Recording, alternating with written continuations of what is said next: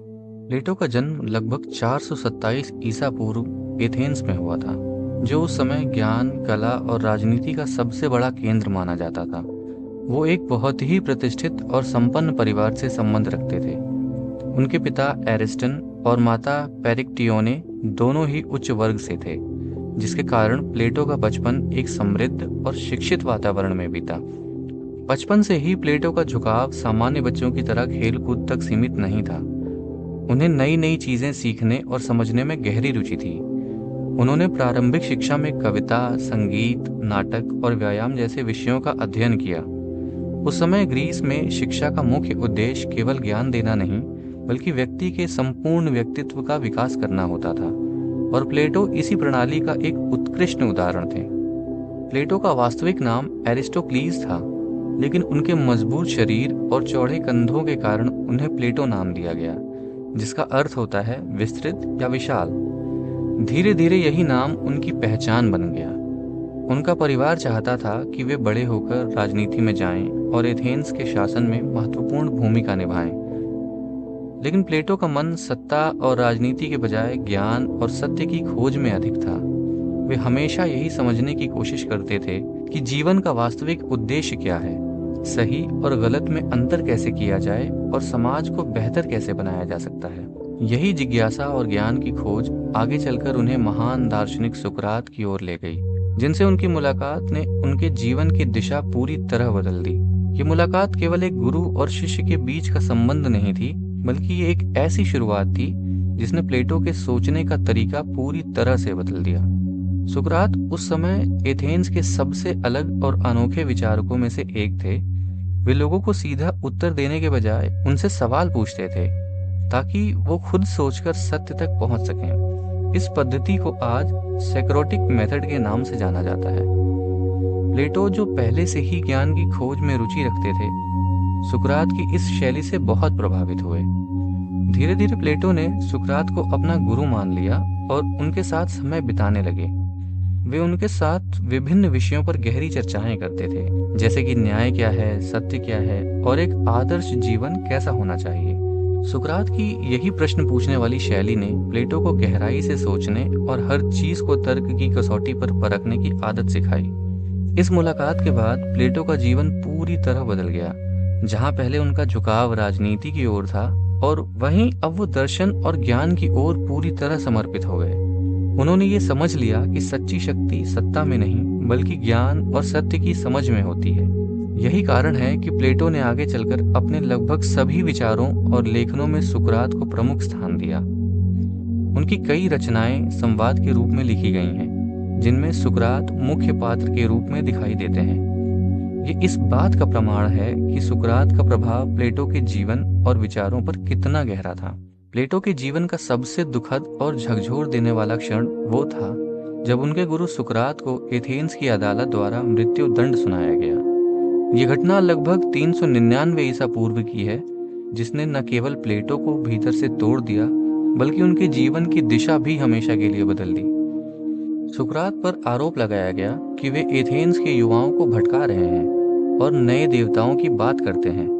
इन आरोपों के आधार पर उन्हें अदालत में पेश किया गया। हालांकि उनके पास अपने बचाव का पूरा अवसर था, लेकिन सुकरात ने अपने सिद्धांतों से समझौता नहीं किया। उन्होंने सत्य और अपने विचारों को नहीं छोड़ा, भले ही इसकी कीमत उन्हें अपनी जान देकर चुकानी पड़ी। अंततः अदालत ने उन्हें हेमलॉक नामक जहर पीकर मृत्यु दंड स्वीकार करने का आदेश दिया। यह दृश्य प्लेटो के लिए बेहद पीड़ादायक था। उन्होंने अपने गुरु को अपनी आंखों के सामने मृत्यु को स्वीकार करते हुए देखा, बिना किसी डर और पछतावे के। इस घटना ने प्लेटो के मन में एथेंस की लोकतांत्रिक व्यवस्था के प्रति गहरा अविश्वास पैदा कर दिया।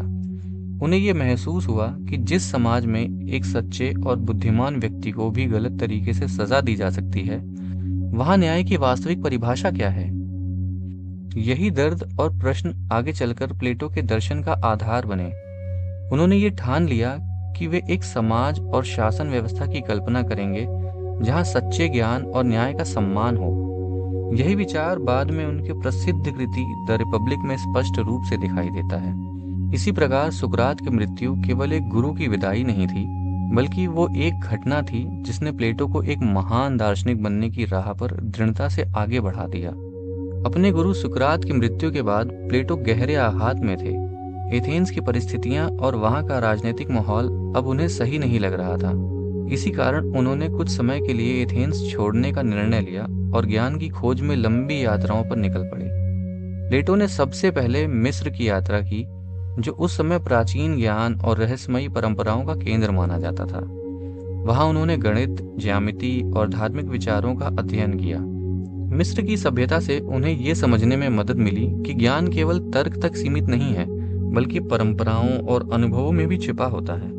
इसके बाद उन्होंने इटली और सिसिली की यात्रा की, जहां उनकी मुलाकात पाइथागोरस के अनुयायियों से हुई।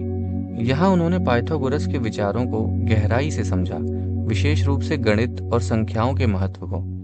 इस अनुभव ने प्लेटो के दर्शन को और अधिक वैज्ञानिक और तार्किक बना दिया। इन यात्राओं के दौरान प्लेटो ने विभिन्न संस्कृतियों, विचारधाराओं और जीवन शैलियों को करीब से देखा। उन्होंने ये महसूस किया कि हर समाज के पास अपनी अलग समझ और ज्ञान होता है, जिसे जानना और समझना आवश्यक है। कई वर्षों तक यात्रा करने और अनुभव प्राप्त करने के बाद प्लेटो वापस एथेंस लौटे। अब वे पहले जैसे नहीं थे। उनका दृष्टिकोण और सोच पहले से कहीं अधिक गहरा और व्यापक हो चुका था। इन यात्राओं ने प्लेटो को केवल ज्ञान ही नहीं दिया, बल्कि उन्हें एक ऐसा दृष्टिकोण भी दिया जिसने आगे चलकर उनके दर्शन और शिक्षाओं की नींव रखी। कई वर्षों की यात्राओं और गहन अध्ययन के बाद जब प्लेटो वापस एथेंस लौटे, तो उनके मन में एक स्पष्ट उद्देश्य था, ऐसा स्थान बनाना जहां सच्चा ज्ञान और विचारों का आदान प्रदान बिना किसी बाधा के हो सके। इसी उद्देश्य के साथ उन्होंने लगभग 387 ईसा पूर्व में एक एकेडमी की स्थापना की। ये स्थान केवल एक विद्यालय नहीं था, बल्कि एक ऐसा केंद्र था जहां विद्यार्थी स्वतंत्र रूप से सोच सकते थे, प्रश्न पूछ सकते थे और सत्य की खोज कर सकते थे। इसे दुनिया का पहला विश्वविद्यालयों में से एक माना जाता है। एकेडमी में शिक्षा का तरीका पारंपरिक नहीं था। यहाँ केवल पुस्तकों का ज्ञान नहीं दिया जाता था, बल्कि चर्चा और तर्क के माध्यम से सीखने पर जोर दिया जाता था। गणित, दर्शन, खगोल विज्ञान और राजनीति जैसे विषय यहाँ पढ़ाए जाते थे।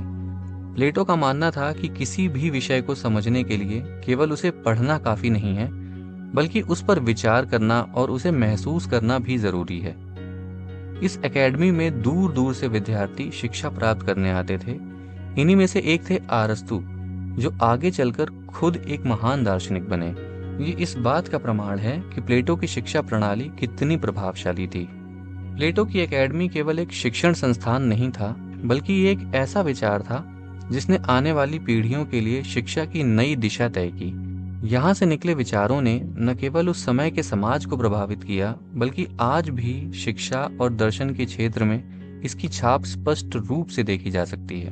प्लेटो की सबसे प्रसिद्ध और प्रभावशाली कृतियों में से एक है द रिपब्लिक, जिसे उन्होंने अपने जीवन के परिपक्व चरण में लिखा।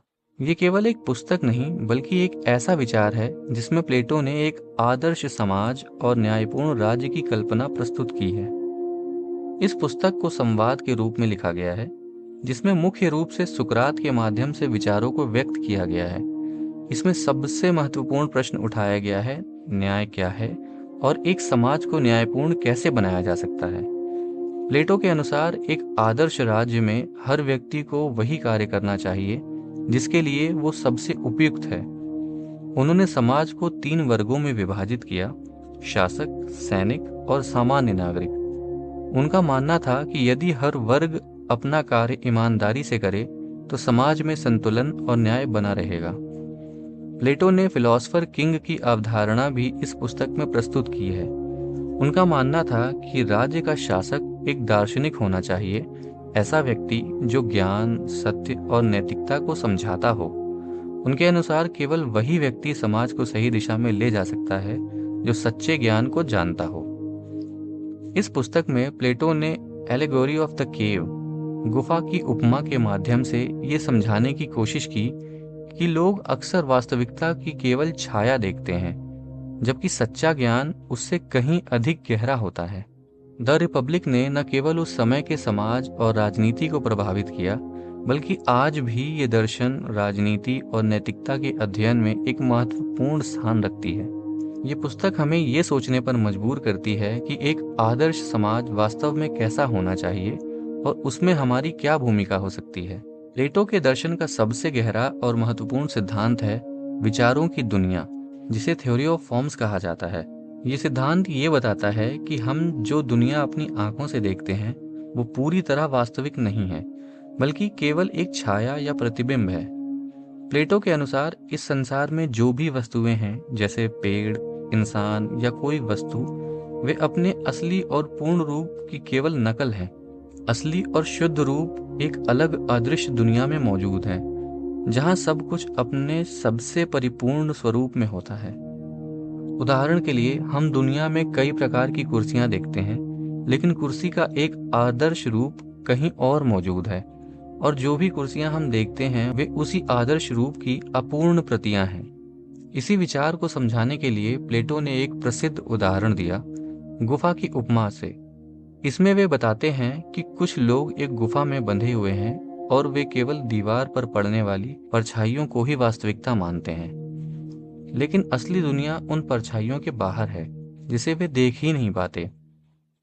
प्लेटो का मानना था कि सच्चा ज्ञान केवल इंद्रियों से नहीं बल्कि बुद्धि के माध्यम से प्राप्त होता है। जो व्यक्ति इस विचारों की दुनिया को समझ लेता है वही वास्तव में ज्ञानवान होता है। ये सिद्धांत प्लेटो के पूरे दर्शन की नींव है। इसी के आधार पर उन्होंने ये समझाने की कोशिश की कि सत्य क्या है, वास्तविकता क्या है और इंसान को किस दिशा में ज्ञान की खोज करनी चाहिए। प्लेटो केवल विचारों तक सीमित रहने वाले दार्शनिक नहीं थे, बल्कि वे अपने सिद्धांतों को वास्तविक जीवन में लागू करना भी चाहते थे। खासकर अपनी प्रसिद्ध कृति द रिपब्लिक में दिए गए फिलोसफर किंग के विचार को वे व्यवहार में देखना चाहते थे। इसी उद्देश्य से प्लेटो ने सिसिली के शहर सिराक्यूज की यात्रा की, जहां उनकी मुलाकात वहां के शासक डायोनिसियस से हुई। प्लेटो ने सोचा कि यदि वे शासक को दार्शनिक विचारों से प्रभावित कर पाए तो वे एक आदर्श राज्य की स्थापना कर सकते हैं। शुरुआत में ऐसा लगा कि उनकी योजना सफल हो सकती है, लेकिन धीरे धीरे स्थिति बिगड़ने लगी। शासक और दरबार के लोग प्लेटो के विचारों को पूरी तरह स्वीकार नहीं कर पाए। राजनीति की वास्तविकता, सत्ता का लालच और व्यक्तिगत हित, इन सब ने प्लेटो के आदर्शों के रास्ते में बाधाएं खड़ी कर दी। स्थिति इतनी खराब हो गई कि प्लेटो को वहां अपमान और खतरे का सामना करना पड़ा। कुछ कथाओं के अनुसार उन्हें बंदी बना लिया गया और बाद में किसी तरह वहां से मुक्त होकर वापस लौटना पड़ा।